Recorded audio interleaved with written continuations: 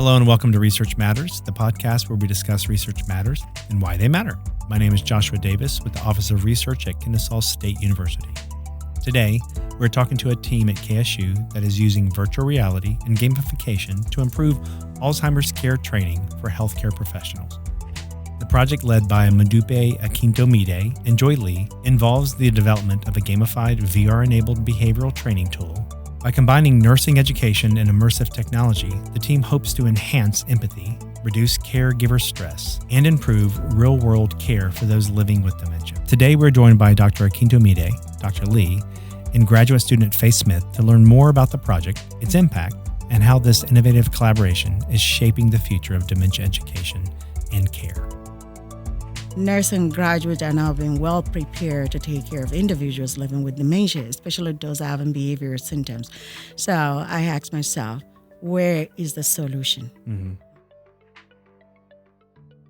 So let's go ahead and start off with kind of around the room introductions. So Modupe, let's start with you. Can you please introduce yourself? So I'm Modupe Akintomide. I'm an associate professor at the Wellstar College of Health and Human Services here at Kennesaw State University. Excellent. Joy, can you please introduce yourself?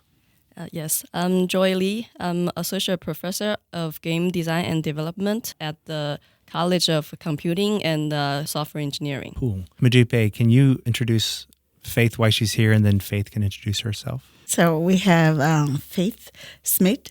She is a senior year student at the School of Nursing. Faith, you want to talk more about yourself? Sure.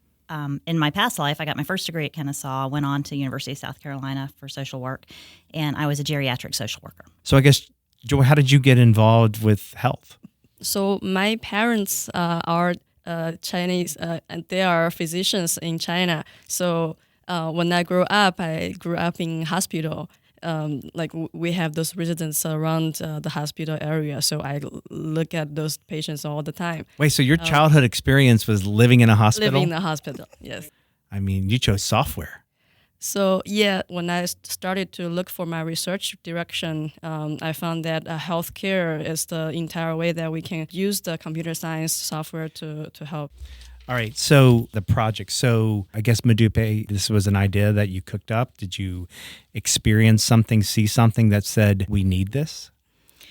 Well, yeah, it goes back to my dissertation as a PhD student. Okay. Or even way before that. As a nurse, as a neuropsychiatric nurse at Emory, I walked in there, and that was my first time of really coming in contact with individuals living with dementia, having what they call behavioral symptoms. Wait, so hold on a second. So were you a practicing nurse before that experience? I was. So you're a practicing nurse, but this is the first time you really experienced dementia. So, So let's talk about that. How did that make you feel? It was saddened, to tell you the truth. Walking in there and seeing individual in their golden age, having all the symptoms that none of us have a clue of how to cure or stop it. Mm-hmm. What we do is just appraising, it's going to go away, or we kind of just stay with them and let it cool off by itself. It was a very sad moment in my life. And that begins the question of what kind of training do we as nurses, doctors, the neuropsychiatrics have? Apart from prescription of medication, what kind of training do we get in providing quality dementia care? Did you meet any particular nurses or doctors or patients that kind of helped inspire what made you think we've got to figure out something different? So I made a patient that really touched my life. I was still new in this country. This was way back in 2007, 2008. And that was my first job as a nurse here in the United States after passing my board exam. This particular patient, even though she can recognize a family member, she has that vision of when I come in, she sing the song, Jesus is with me, and so on. And I'm like, okay. do you think, do you feel me or Was it just you and her in a just room me? together? Yeah. And you're looking over your shoulder going, what's going on What's here? going on here? Wow. Yeah. Jesus loved me and so on. And she will hold my hands and talk and talk. And then when I try to bring in the reality of things like, oh, your daughter is here, because they do come to visit most of the time, and the connection is not there. She could talk and relate to things, but when it comes to her recognizing our own daughter, she will turn to me and ask over and over, was she some believing? Is she another of your doctors? And I'm like, no, she is your daughter, over and over. And that really touched me. I think I fall in love with having her as a patient there. And even though she has to go because it was an acute neuropsychiatric unit, Yeah. and I kept saying, we need to do better. All right. So, Modupe, you were inspired. What are the next steps after that inspiration? To ask my fellow colleagues, nurses and doctors and social workers and music therapies, I kept asking, here, were you given special training on how to provide care for this population? And the answer I kept getting is nada.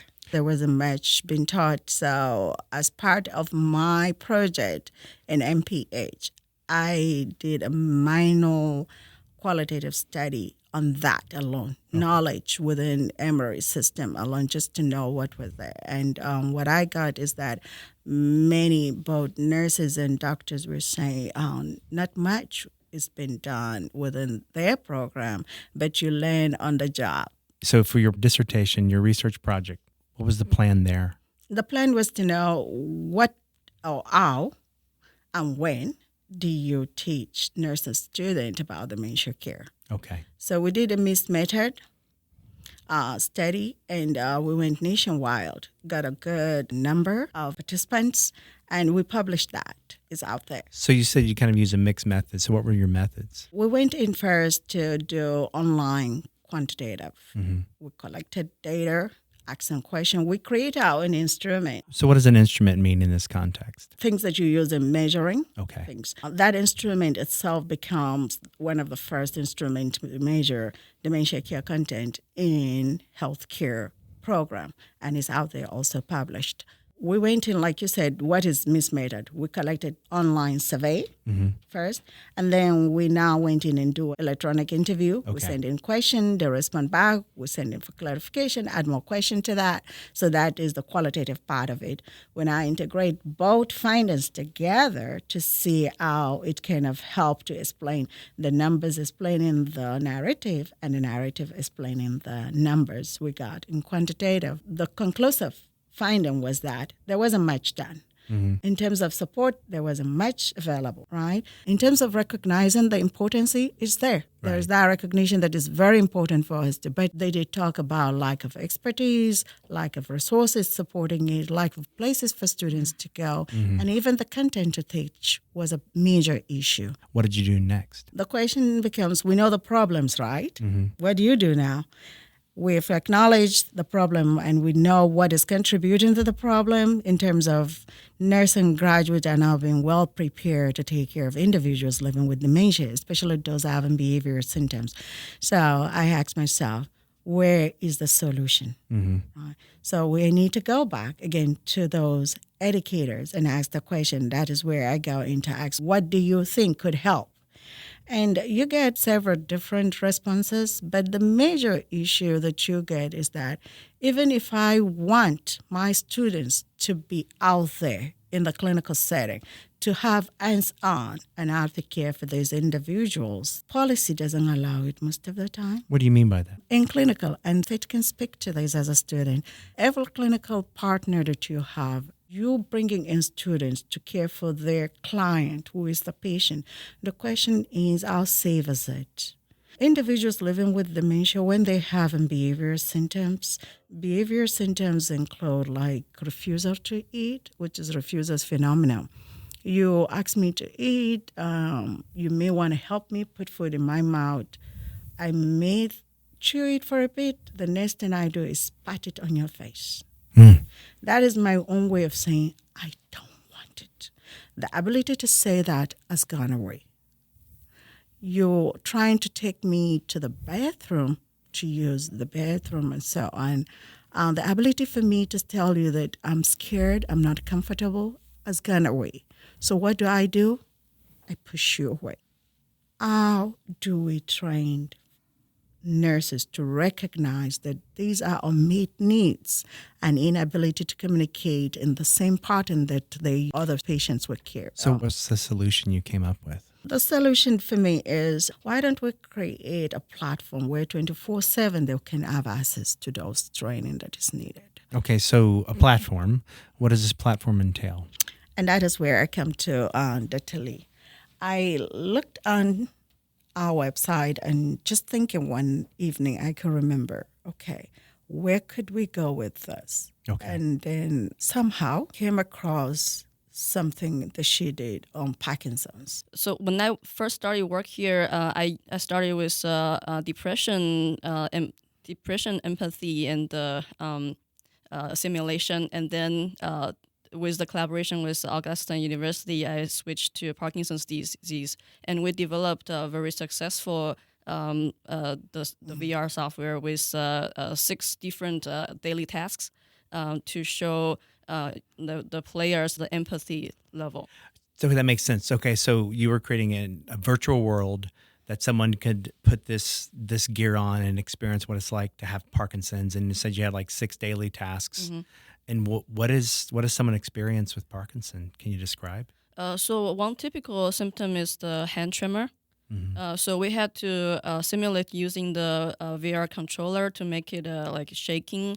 You can visually see your hands shaking in there, and there's some kind of haptic feedback. Not too much, just not to annoy people, but enough to get the feedback that they feel that's their hands that's just being shaking. And then there's some kind of hallucination while you're doing the task. And there's something just appear, and you try to look and see, and then it disappears. So that kind of hallucination. So those simulation, we simulated into the tasks and then let them do like turn off the alarm, trying to take medicine, trying to make breakfast, drink milk, make cereal, those kind of thing. And then through that, they can feel like how difficult it is to just do things with their emotions. Okay, and that kind of makes sense now, coming back to Modupe, right? So you saw her research, and it seemed to kind of have some overlaps with what you were seeking? I think it provides the platform that I was looking for, a safe environment where students can go in and where we can also have professors join the students and then be able to really learn. One thing I want to add is that we did bring in the emotional matrix. Oh, you did bring it to this one. Where they bring it into this one, and we brought into emotional matrix, and it is a bar. It can show you whether they are calming down, they're accepting the care you're providing for them, and if you're not providing appropriate care. So that's the teacher reinforcing teaching. As I'm watching, like this older gentleman is getting really upset, and I need to help him calm down. Let's see if I can reinforce. Yeah, okay. And then the other matrix, which is for you, the caregiver. So we are bringing in a unique part, which is caring for yourself as the caregiver. There is a bar matrix that measure your own emotion. So caring for yourself. I mean, Faith, you spend a lot of time with a lot of senior citizens. What does that mean, caring for yourself? My work with social work and senior citizens, I actually didn't have a whole lot of dementia in that job. You did not. My full-time experience with dementia came when my grandmother was living in assisted living, and they found her wandering around the parking lot, and they said she couldn't live there anymore. And I knew that one of her biggest fears was not being around, not being in a home, Right. In a personal home. So I took her in. And so she spent the last 2.5 years with me, and she had vascular dementia. What does that mean? While Alzheimer's is sort of a slow decline, slow and steady, not necessarily slow, but it's kind of at a steady pace. Vascular dementia, they're like these cliffs. They kind of fall off of them, and then they'll come back up. Not quite to where they were, though. So it's kind of like this downhill, like up and down. Oh, my. One day she came out, she couldn't feed herself anymore. So for, 2-3 weeks, I hand fed her, with the spoon. And then one morning I went to do that, and she was like, "What are you doing?" And she took the spoon from me, and she could eat again. So God, that's going to be exhausting. It is exhausting, and that's where I guess I was going with that, because self-care, in all honesty, the biggest self-care I found was when I found respite care. Okay, so what is respite care? Respite care is when you can take your loved one to somewhere where they are safe, to whether it's a home. It depends. There's hospice respite care. There's dementia respite care. You take them somewhere where they're safe for a few days. It's usually up to 5 days at a time. And then you can go away or you can just stay home and sleep, but you get to recharge. Right. So that you have the energy to do this again with a clear mind without the frustration that builds up. Well, and I'm assuming as a caregiver, you don't just have one family member. You have a handful of folks that are not related to you, and finding compassion and patience through that, it's got to be a struggle. So the tools you guys built are trying to help prepare someone for that path. So Faith, what do you want in this profession as you proceed forward with this sort of technology? What would you like it to help you with? I think it's a great idea because everybody's different and empathy is different with all the populations and with each individual within the populations. But there are some populations, and dementia is one of them, that just, it's not like you can go from the med-surg floor with your adults to another general floor, maybe renal or something. And the people are generally kind of the same. But dementia is so, it's individualized. It's it runs a gamut. And so I think that being able to adapt and know how to have some experience with the different sorts of things that they might present with and be able to adapt before you so experience helpful. it. Yeah. Yeah. So how long did it take to get the first prototype? First prototype, I think it took just a semester. We used a trial school project. It's a proof of concept, a very simple models. There's not too much animation in it, but we're just trying to simulate the repetitive behavior. The patient in the virtual game is just like repeatedly asking for stuff. Like, can I get that? Can I get that? I'm thirsty. I'm dying, something like that. So it is different in the sense, instead of you looking at your own hands, this time I'm looking at the individual that's exhibiting the behavior. So in this one now, we are bringing in the learner as a player into the game. So they are getting into a room, which is like a clinical setting, and meeting that particular individual that is living with dementia. Actually, we make it more like a room, right? Like a community. It's like a nursing home style. Set of system. Yeah. So, and they're coming in contact with this individual. And then this individual is experiencing what is known as repetitive phenomenon, where they ask things over and over and over, forgetting that they've asked it and they want it over and over. And if it's not given, it may get twisted that I want to take it or I want to push or just for me to get what I needed. And then we now see how there's the student who is a player now responds to this particular need of this patient. So that's interesting. You're starting to build a curriculum. You're starting to build the environment where you can continue these lessons. You made your first version how long ago? I think it was before the summer of 2024. Yeah. And then we were trying to test on it and also reiterate to get the second version. Has Faith experienced any of this software? Not yet, but she will today. Okay. Yeah, I'm actually excited because in nursing school we have these simulations and most of them are with mannequins. In this last semester, I've had virtual simulations and I felt like they were so much better as far as judging. We did one with substance abuse, and so you have to know what to say to the virtual patient to get their reaction back. And I find that very helpful. So I do want to kind of back up a little bit because you made some comments, Joy, about your simulations for, you said depression or the other? Parkinson's disease. Okay, so talk about depression. Like, what does that mean to simulate depression?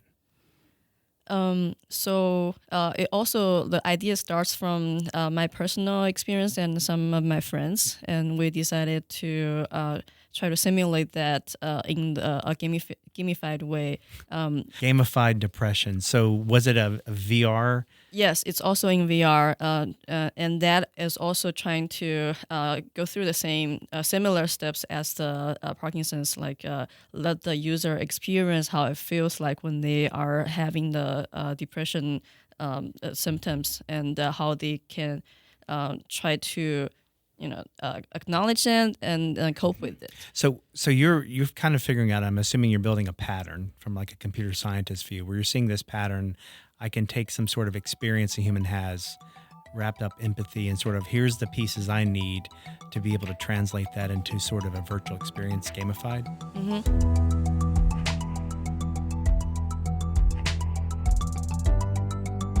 All right. Well, thank you all for your time.